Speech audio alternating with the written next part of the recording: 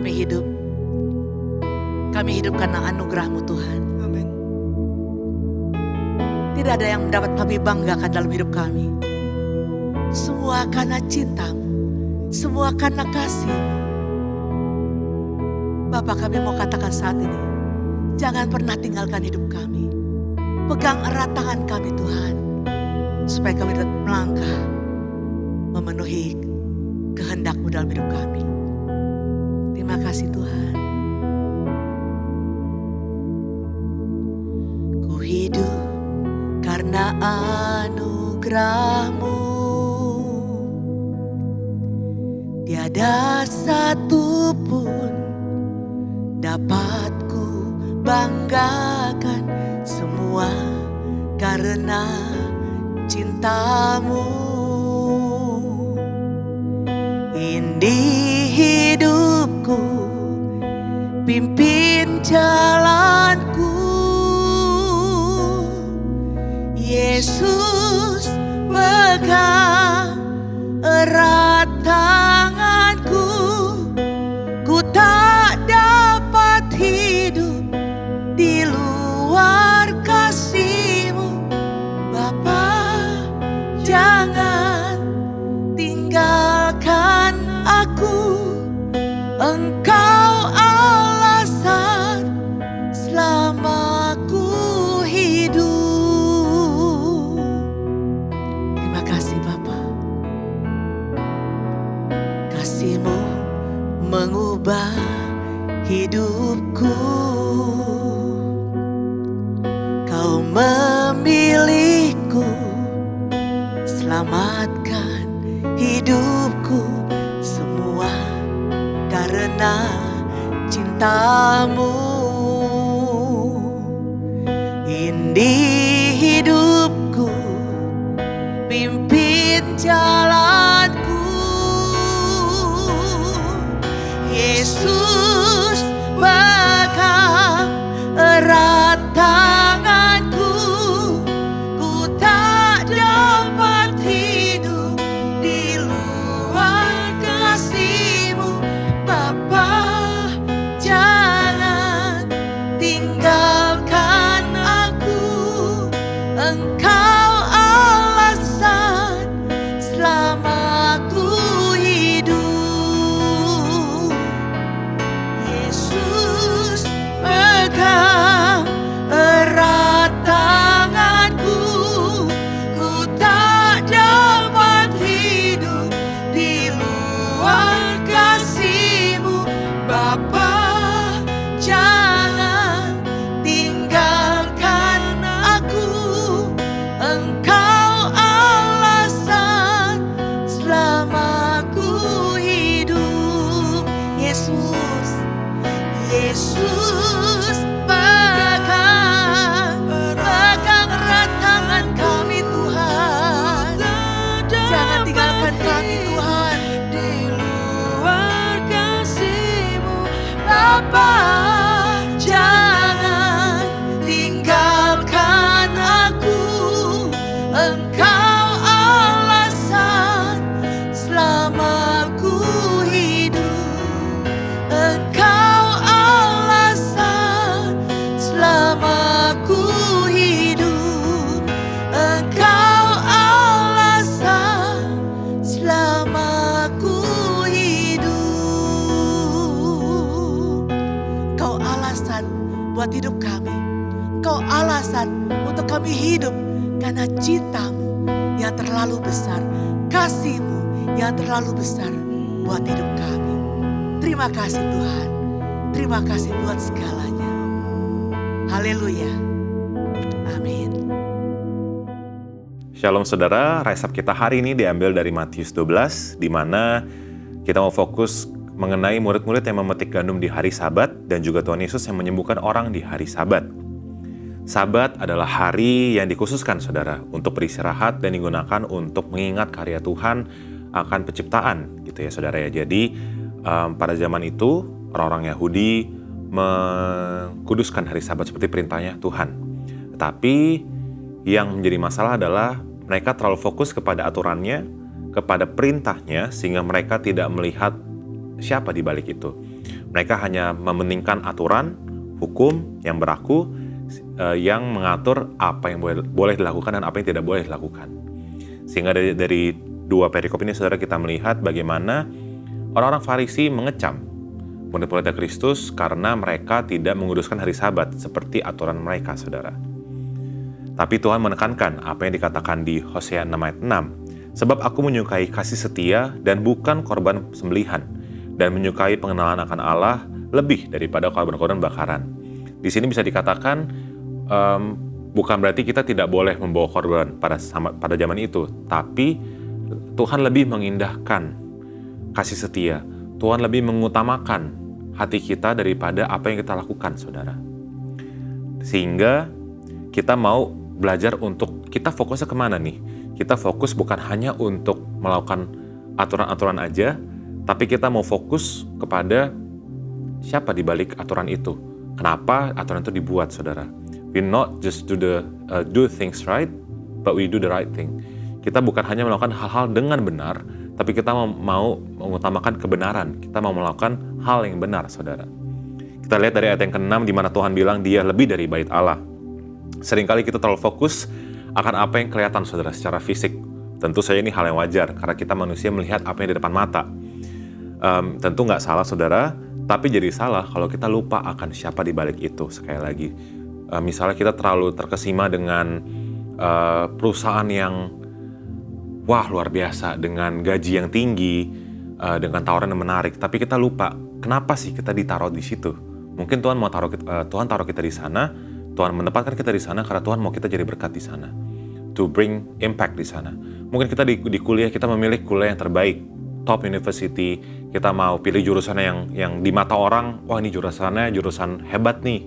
Tapi kita lupa kenapa sih kita dipanggil untuk bisa di jurusan itu, gitu, saudara. Jadi jangan terlalu fokus kepada apa yang terlihat di depan mata, apa yang megah di hadapan manusia, tetapi kita mau fokus kepada apa sih yang benar di mata Tuhan.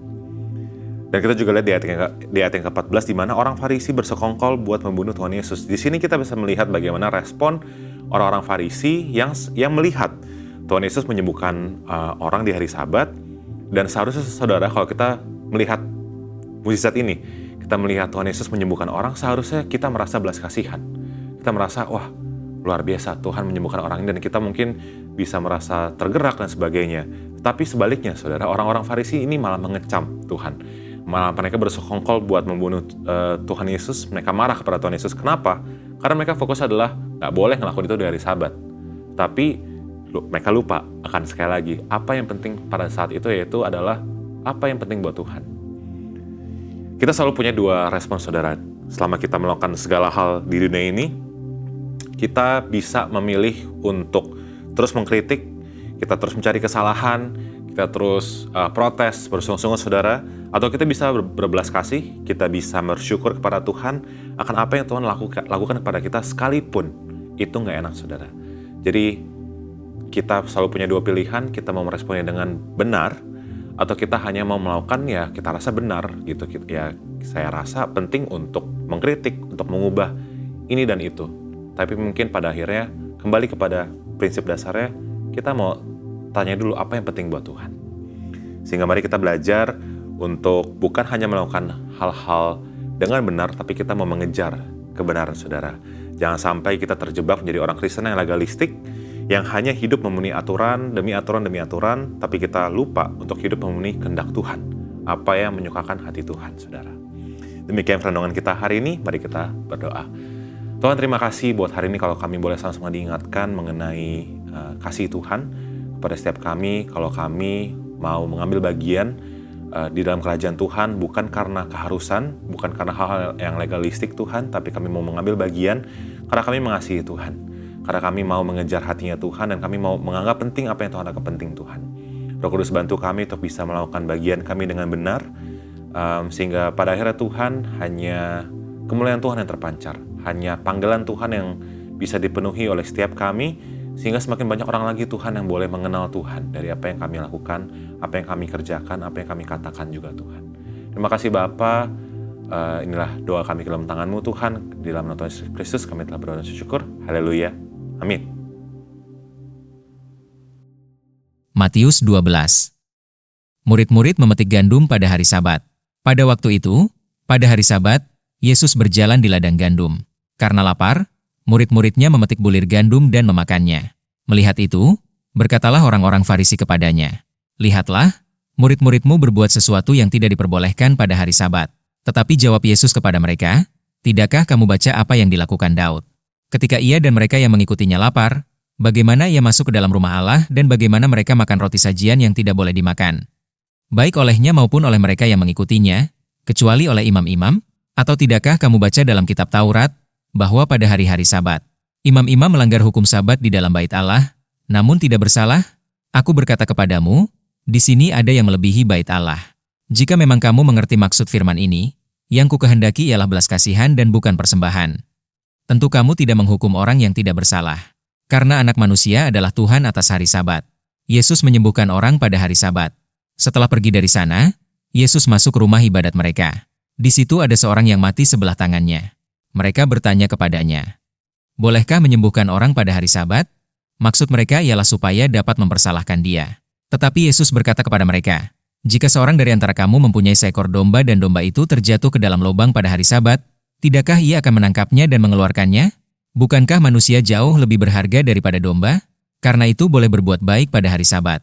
Lalu kata Yesus kepada orang itu, "Ulurkanlah tanganmu." Dan ia mengulurkannya, maka pulihlah tangannya itu, dan menjadi sehat seperti tangannya yang lain. Lalu keluarlah orang-orang Farisi itu dan bersekongkol untuk membunuh dia. Tetapi Yesus mengetahui maksud mereka lalu menyingkir dari sana. Yesus hamba Tuhan. Banyak orang mengikuti Yesus dan ia menyembuhkan mereka semuanya. Ia dengan keras melarang mereka memberitahukan siapa dia, supaya genaplah firman yang disampaikan oleh Nabi Yesaya. "Lihatlah, itu hambaku yang kupilih, yang kukasihi, yang kepadanya jiwaku berkenan. Aku akan menaruh rohku ke atasnya, dan ia akan memaklumkan hukum kepada bangsa-bangsa. Ia tidak akan berbantah dan tidak akan berteriak, dan orang tidak akan mendengar suaranya di jalan-jalan. Bulu yang patah terkulai tidak akan diputuskannya, dan sumbu yang pudar nyalanya tidak akan dipadamkannya, sampai ia menjadikan hukum itu menang. Dan padanyalah bangsa-bangsa akan berharap." Yesus dan Beelzebul.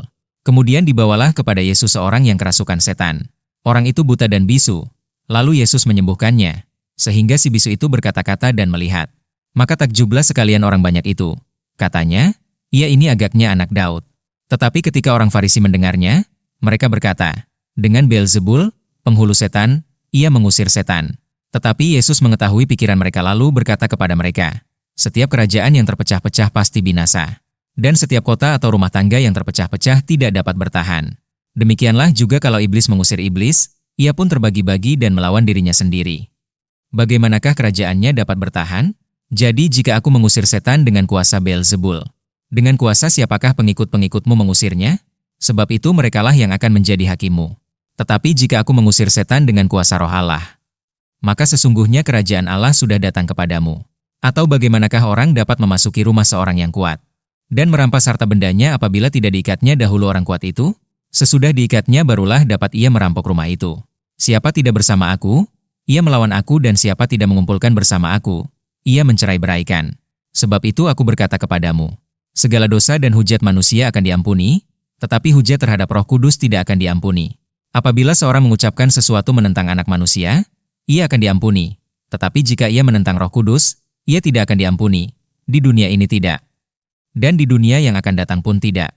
Jikalau suatu pohon kamu katakan baik, maka baik pula buahnya. Jikalau suatu pohon kamu katakan tidak baik, maka tidak baik pula buahnya. Sebab dari buahnya pohon itu dikenal. Hai kamu keturunan ular beludak! Bagaimanakah kamu dapat mengucapkan hal-hal yang baik, sedangkan kamu sendiri jahat? Karena yang diucapkan mulut meluap dari hati. Orang yang baik mengeluarkan hal-hal yang baik dari perbendaharaannya yang baik. Dan orang yang jahat mengeluarkan hal-hal yang jahat dari perbendaharaannya yang jahat. Tetapi aku berkata kepadamu, setiap kata sia-sia yang diucapkan orang harus dipertanggungjawabkannya pada hari penghakiman. Karena menurut ucapanmu engkau akan dibenarkan, dan menurut ucapanmu pula engkau akan dihukum. Tanda Yunus. Pada waktu itu berkatalah beberapa ahli Taurat dan orang Farisi kepada Yesus, "Guru, kami ingin melihat suatu tanda daripadamu." Tetapi jawabnya kepada mereka, "Angkatan yang jahat dan tidak setia ini menuntut suatu tanda. Tetapi kepada mereka tidak akan diberikan tanda selain tanda Nabi Yunus. Sebab seperti Yunus tinggal di dalam perut ikan 3 hari 3 malam, demikian juga anak manusia akan tinggal di dalam rahim bumi 3 hari 3 malam. Pada waktu penghakiman, orang-orang Niniwe akan bangkit bersama angkatan ini dan menghukumnya juga. Sebab orang-orang Niniwe itu bertobat setelah mendengar pemberitaan Yunus. Dan sesungguhnya yang ada di sini lebih daripada Yunus. Pada waktu penghakiman, Ratu dari Selatan itu akan bangkit bersama angkatan ini dan ia akan menghukumnya juga. Sebab ratu ini datang dari ujung bumi untuk mendengar hikmat Salomo, dan sesungguhnya yang ada di sini lebih daripada Salomo. Kembalinya roh jahat. Apabila roh jahat keluar dari manusia, ia pun mengembara ke tempat-tempat yang tandus mencari perhentian. Tetapi ia tidak mendapatnya. Lalu ia berkata, "Aku akan kembali ke rumah yang telah kutinggalkan itu." Maka pergilah ia dan mendapati rumah itu kosong, bersih tersapu dan rapi teratur. Lalu ia keluar dan mengajak 7 roh lain yang lebih jahat daripadanya dan mereka masuk dan berdiam di situ. Maka akhirnya keadaan orang itu lebih buruk daripada keadaannya semula. Demikian juga akan berlaku atas angkatan yang jahat ini. Yesus dan sanak saudaranya. Ketika Yesus masih berbicara dengan orang banyak itu, ibunya dan saudara-saudaranya berdiri di luar dan berusaha menemui dia. Maka seorang berkata kepadanya, "Lihatlah, ibumu dan saudara-saudaramu ada di luar dan berusaha menemui engkau." Tetapi jawab Yesus kepada orang yang menyampaikan berita itu kepadanya, "Siapa ibuku? Dan siapa saudara-saudaraku?" Lalu katanya, sambil menunjuk ke arah murid-muridnya, "Ini ibuku dan saudara-saudaraku. Sebab siapapun yang melakukan kehendak Bapakku di sorga, dialah saudaraku laki-laki, dialah saudaraku perempuan, dialah ibuku."